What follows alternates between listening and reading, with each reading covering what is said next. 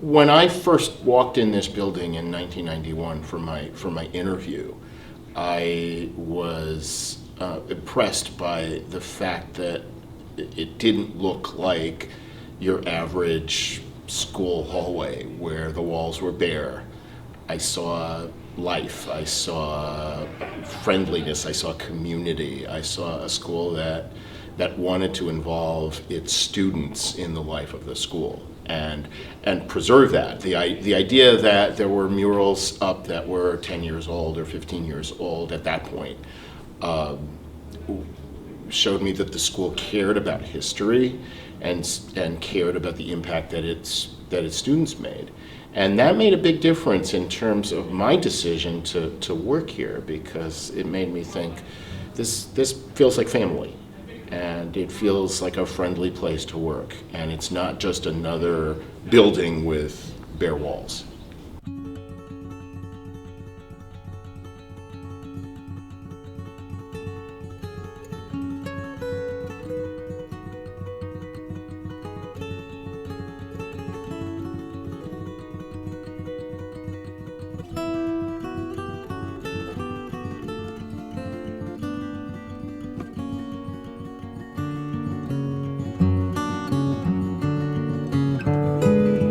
I created this oral history part of the project.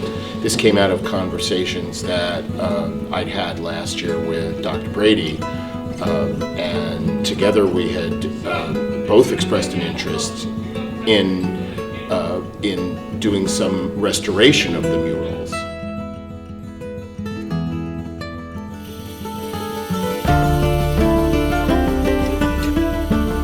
I'm Richard Hoffman. I'm the co-coordinator of the senior internship program and social studies teacher here since 1991. Jean Monteforti is my maiden name. Jean Capuano is my married name. My husband also graduated in 1985. My name's Cole Marshall. I graduated Dobbs Ferry High School in 1981. My name is Liz Draper. I graduated in 1979. My name is Niall Kane, class of 1979. My name is Wendy Ferreira, and I graduated in 1987. Hi, my name is Andrew Fishback. I'm an English and film teacher here at Dobbs Ferry High School.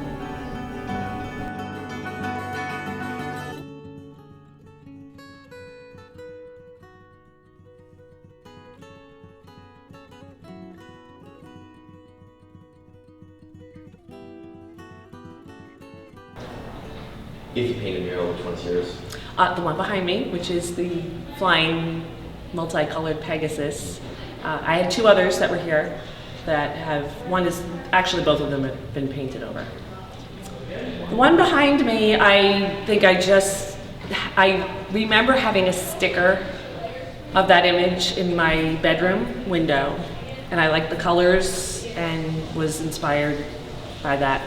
Absolutely, it was just a personal thing that I felt like painting. The one that stands out in my mind the most was the one, I believe Liz Draper painted it over the entrance to the auditorium. That was the one I always used to stare at when I was younger, when I couldn't wait to paint my own mural in high school. When I was a kid, my parents always took me to see Broadway shows, so the actual original version of this was much smaller and was focusing on Broadway shows. After the then superintendent of schools, Dr. Gerson, saw the picture, the painting in the old art room, he asked if I would paint it outside of the auditorium, and then we geared it more towards performances that were actually done at Dobbs Ferry. The only time that I know it was added to, because it's my handwriting, I used to come home, when I was in the military, I'd come home on leave and I would meet with the drama coaches, Mr. Holly and Ms. Burbage, ask them what additional or new shows had been done, and then add the names at that time. But other than that, I don't believe anything. I'm not really sure, because there's so many and I don't really know if they're all the same as, when I was here. But I mean, each one of them means a little something to me, because it reminds me of my friend who may have painted it, or, a memory that we may have had during our class time here. So. I had a lot of fun. I guess I mostly hung out with the kids in the theater and art and so forth, and track. I guess one of my most favorite memories was doing the musical Hair in high school. That was a lot of fun. The one right behind me, I assume it's in the camera here. Yeah, the tug of war.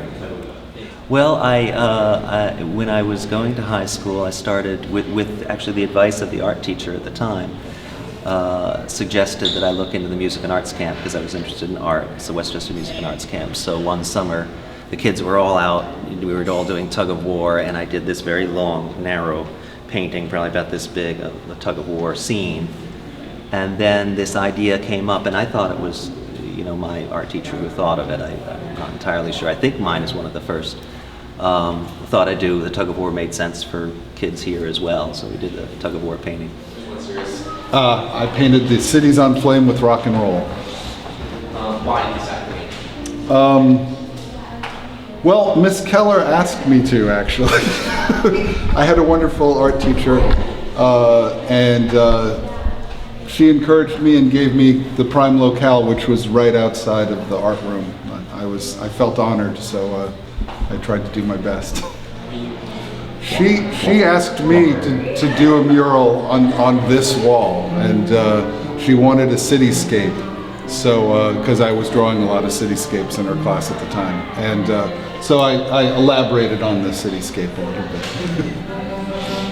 Does it have any specific meaning, like you mentioned, like the Oyster? Yes, the spaceships are shaped like the cult-like symbol that the Blue Oyster Cult used. They're a rock band from the 70s, for those of you who don't know. And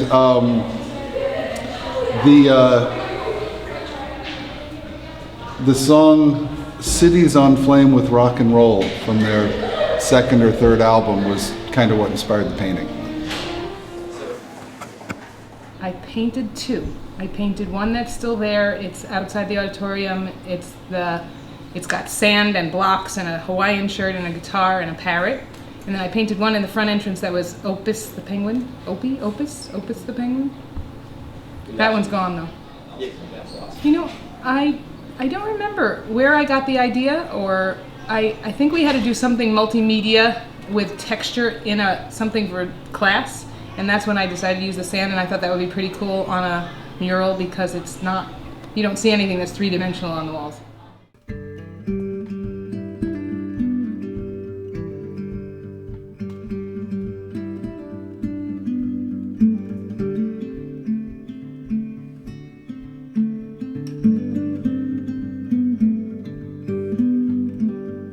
I think they are a huge part of the history of this school.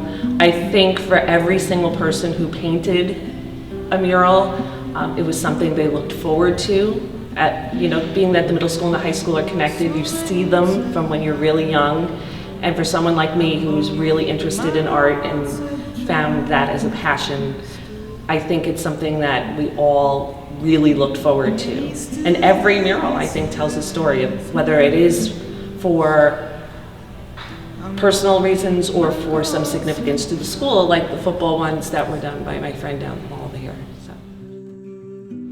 I think it's a nice expression of the individual students and shows a diversity of the different likes, dislikes of our students.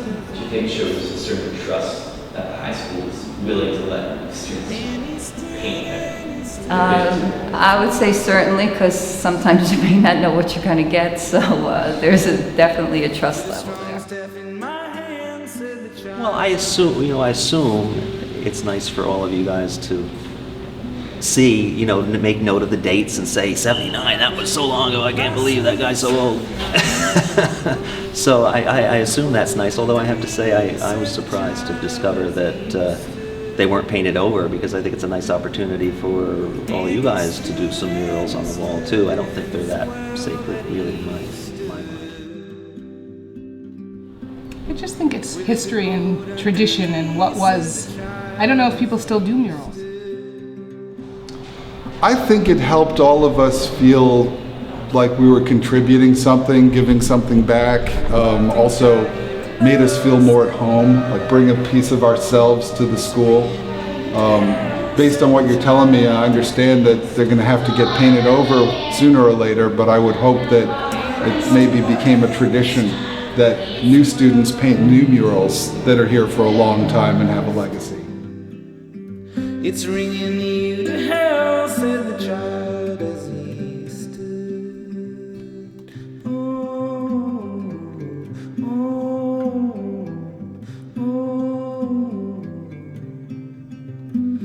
Where will you go so late, said the night. Absolutely. I mean, I'm a history teacher, so naturally history matters. I think it's good for students, current students, to understand the history of the building that they spend so much time in, and to keep that history alive and around them. And I'm glad that we've found new ways technologically to preserve these pictures, even if walls have to be repainted or cracks have to be fixed.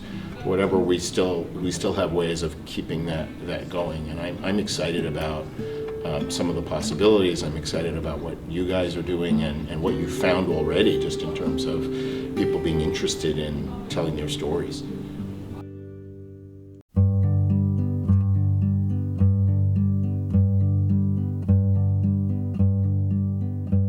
I think that's a good solution. There's something nice about the permanence of them. I certainly think if mine was mobile, it would have been gone long ago. So there's something nice about the permanent nature, but it does pose a problem for the school and maintenance, and we need to be practical. So seeing the problem happen, develop over the years, we can certainly try to think of different ways to handle that. But it would be very exciting for students to be able to do it again. I have a quick follow-up question to that. Yes. How would you feel about if they printed your mural on a canvas and had to paint over the original one but hung yours back up? How would you feel that you were still? Would you feel the same way about that reprinted mural as you did your original? If they had to get rid of it, I think that would be a great solution. It would be nice if they could stay here. I'm certainly honored that this mural's been up for, 35 years.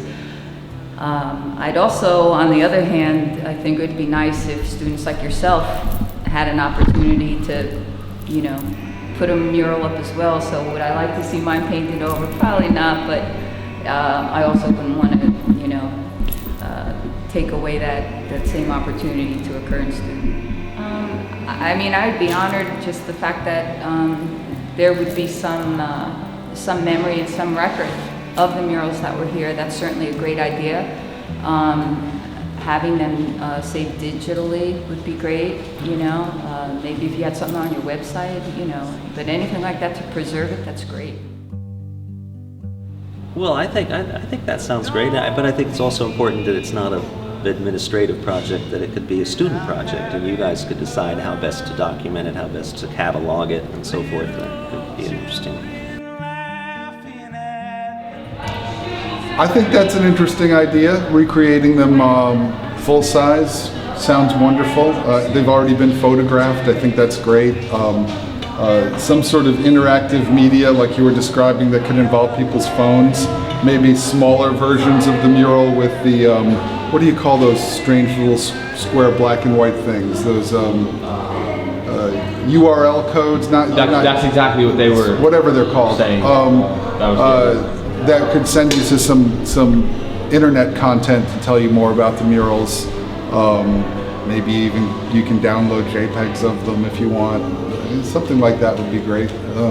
It's already, as I mentioned, it's already on my Facebook page. I photographed it a couple years ago, and I wanted to say this on camera because it's kind of exciting that two members of the Blue Oyster Cult, Eric Bloom and Alan Bouchard, friended me on Facebook after they got word that this mural existed. So I think that's kind of exciting. I think they should preserve them in some way. But I can understand having to paint the walls. I can understand that some of them are damaged. I can understand that there's graffiti on some of them, but they should be preserved in some sort of way to just protect history. That's a big question. There's obvious practical concerns about and making sure that, or if you're going to touch up portraits and things like that, then making sure that the paint is consistent. It's extremely time consuming. It's a lot of also just really planning and figuring out what's staying, what's not. The reality is this is paint on school walls. It chips, it flakes, it falls apart. In some of the older murals, you'll see that. I don't know if there's an easy way to go about answering your question. I think it's definitely important to the legacy of the school. I think it's very important to the history. I definitely, as you walk these halls, you recognize names of students who go here. It's their parents or their aunts, their uncles, in some cases their siblings. It's very much a part of that community, and I think it's very important that we hold on to what we have.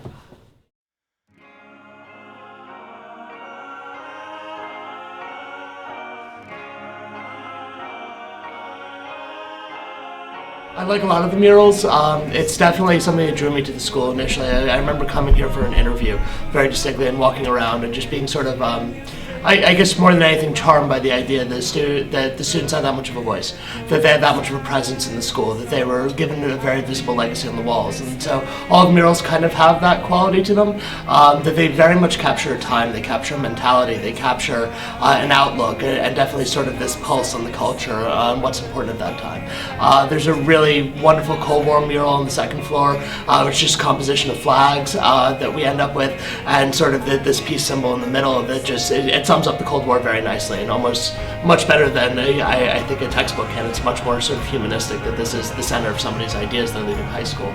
But then you also have like silly ones. You have lots of cartoons, whether it be Peanuts or whether it be, well, I'm at a loss for other cartoons. Was that Alf? You also see the Smurfs along the way. We see them on there's two panels by the window. But there's also this very wonderful little one over by the cafeteria that's sort of a gumball machine and a gumball looking alien that have finally met, and it's this very charming, very humanistic moment. I think that's the other thing that's really cool is just the breadth of the murals.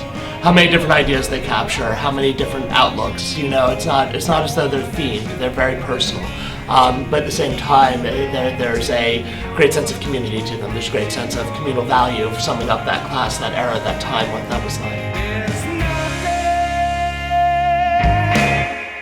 I can do.